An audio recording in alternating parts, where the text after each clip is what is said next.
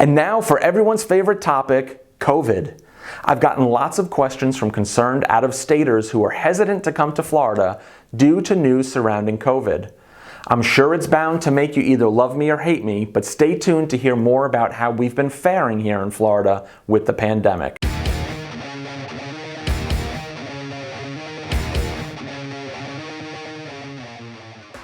Hey everyone, it's Bill Warrell, your Bradenton, Sarasota Realtor, serving the area with Team Pepka and Keller Williams on the water. I've long debated even bringing up this topic because of its divisiveness.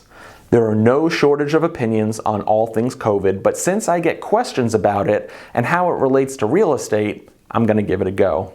To begin with, if COVID was just a virus, perhaps our country's opinions and thoughts on it would align further. But it's been so heavily politicized that it's creating massive divisions among so many people.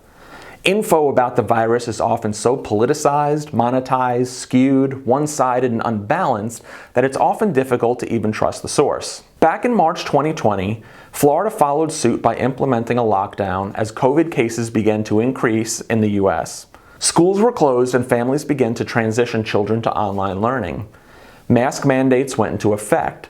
Some people were food shopping while wearing gloves, face masks, respirators, and yes, I saw some in what looked like hazmat suits. I heard firsthand from friends in the medical field that local hospitals were overloaded with COVID patients, and I've also heard that some hospitals were playing numbers games in regards to percentages between available beds versus COVID cases.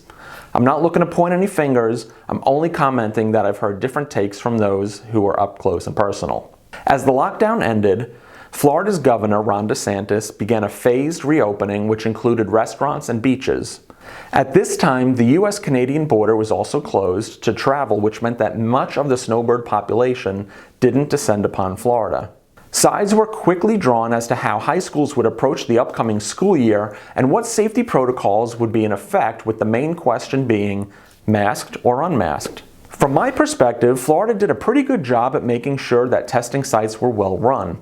For various reasons, my family had testing done and I thought it was managed properly, for a government operation anyway.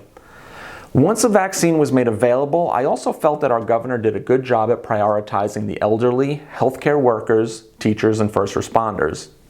Testing and vaccines were also made available through partnerships with other pharmacies such as Walgreens, CVS, and Publix. In recent weeks, state-run monoclonal antibody treatment sites have been popping up around the state, offering treatments which, according to the numbers, has helped relieve some of the demand on the hospital system. Who knows where COVID will take us next, but it appears that Florida cases are on the decline.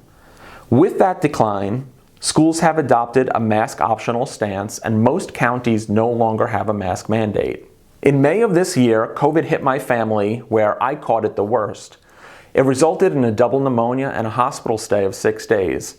Not exactly enjoyable, and I wouldn't want to do it again. So there you have it, my first-hand account of being a Floridian during the time of Corona. I've attempted to stay neutral, and hopefully this helped with a little bit of information. Thanks for watching.